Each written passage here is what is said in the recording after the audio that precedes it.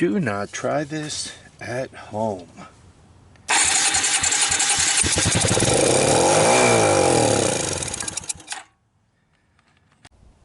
Hey tubers, welcome back for another adventure. You're looking at a 1990 Suzuki Quad Runner LT160 that spent quite a bit of time abandoned out behind the shed. A lot of times when you're dancing in the world of $300 all-terrain vehicles, you end up working and repairing a lot of mechanical tomfoolery from the people who worked on it before you got to it. I was hoping this video was a quick solenoid change, smash a carburetor on, and be riding this thing. Unfortunately, it danced off to a different place. I ended up spending quite a bit of time troubleshooting, no spark, and I figured I'd make that a video, and for the next video we'll smash a proper carburetor on it or a hacked carburetor on it, and hopefully we'll get it out for a ride. Anyway, please enjoy. And we got it to the point where we put a battery on it and we discovered that the starting solenoid is bad. And you know what? Why don't we change that right up front? So check it out. I was poking around in the basement and I found a battery box with this bolted up to it. I believe it's from a Honda CL350, but it looks as close as I could get to an exact replacement. How's that for lucky? The new solenoid's in. I still have to work on the mounting hardware. Got the jump pack hooked up, and check it out. So that's good news. Next up is the carburetor, right? Mikuni, don't much care for those. But so obviously I undid the clamp, slid it off. To get this up, I had to kind of pry in there a little bit. The choke cable lived, but the plunger is still in here. So this carburetor is probably about dead. Where are we? Well, we're to the point where we could give it a hoot of starting fluid, and we'll see if it putters or pops or does anything or not. Wish me luck on starting fluid, and let's dose the intake a little bit.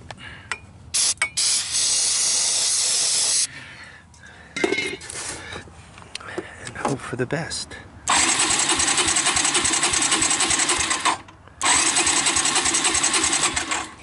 Nothing.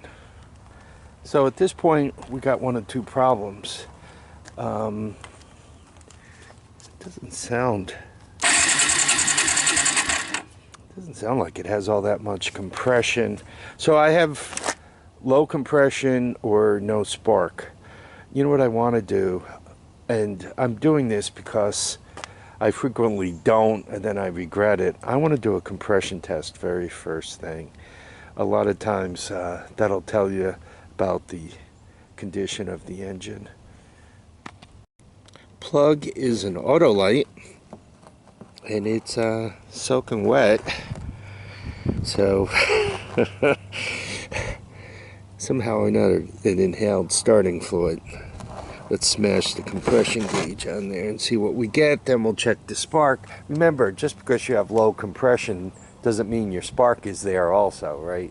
Maybe you have low compression and low spark. Here we have the dry compression. And there you go.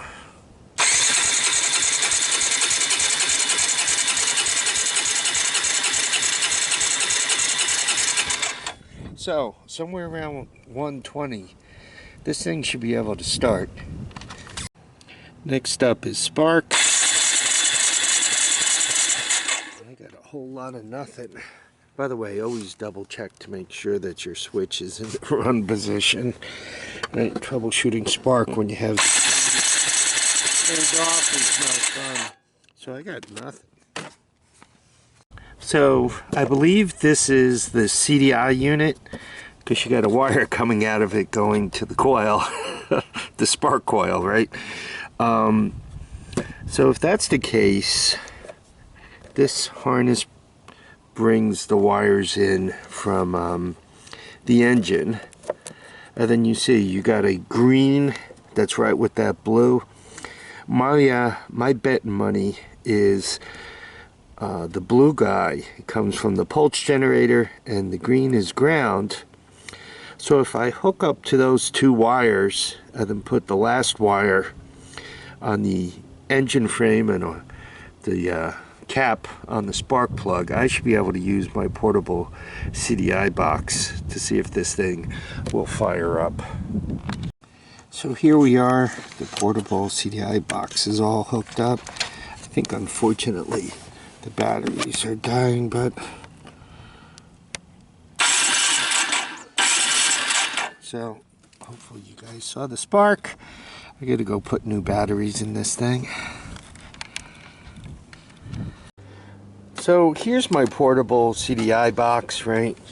You got your spark plug and a bunch of wires. And basically, I have a spark coil, a wire harness, 12 volts, a switch to turn it on and off, and a 12 volt CDI. I got it all wired together. And the reason why I'm talking about this is I figured, well, it was firing once because the batteries were weak, but I checked the batteries and they appear to be okay. Next thing I did is I came over here. These are the wires that are supposedly firing the CDI box, right? This is from the pulse generator, and I checked, and I have like an open circuit, so that's not good. So luckily I have a spare engine to play with, and if you check the pulse generator on here, get about 400 ohms. Typically the readings you get is somewhere between 300 and 500, or you get a reading on the pulse generator somewhere between 30 and 400, 500. So it appears as if that's what I'm expecting from the pulse generator. Though when I did come over here, I noticed this wire harness is pretty short. I wonder if mice ate it or something. That's probably it. Let me fish around under the bike, see what I find. So check it out. Same ohm reading. Turns out it appears as if somebody unplugged this. Let me plug it back in. Maybe this thing will have OEM spark. Wouldn't that be wonderful? Check it out. That's right there, right? 410, exactly what we're expecting. I'm gonna plug it back in. I'm gonna cross my fingers. I might have OEM spark. Fingers crossed.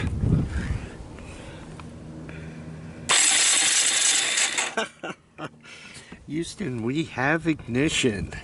Let's smash that plug in and give it a hoot of starting fluid. So let's try this again.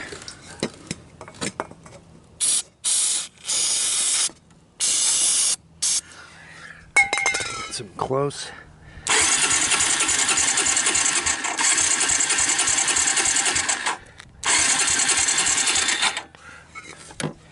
Maybe I need a direct hit.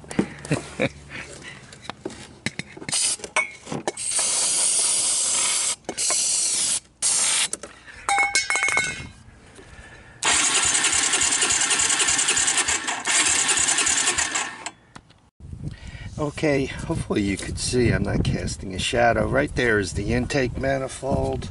So if I turn the key on and the starter,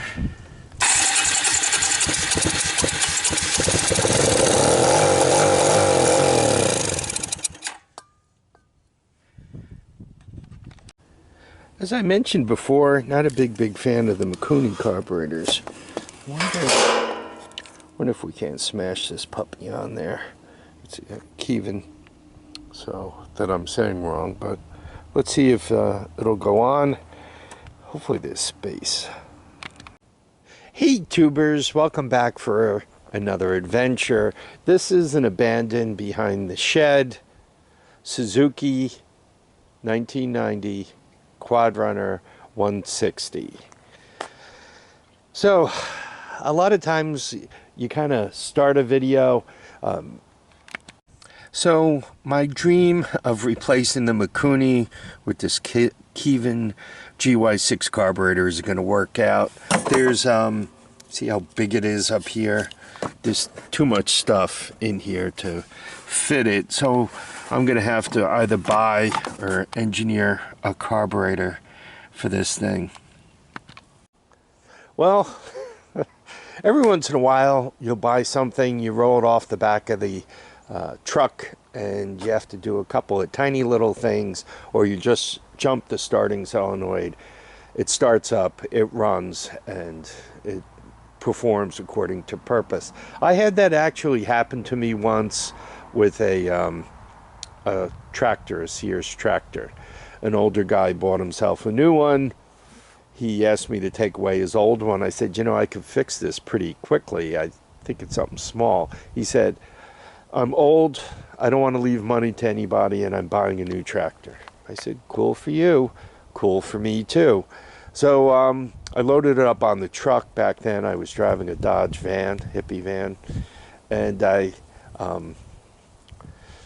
backed the truck up and put ramps under it, rolled it off, jumped the starting solenoid. It started right up.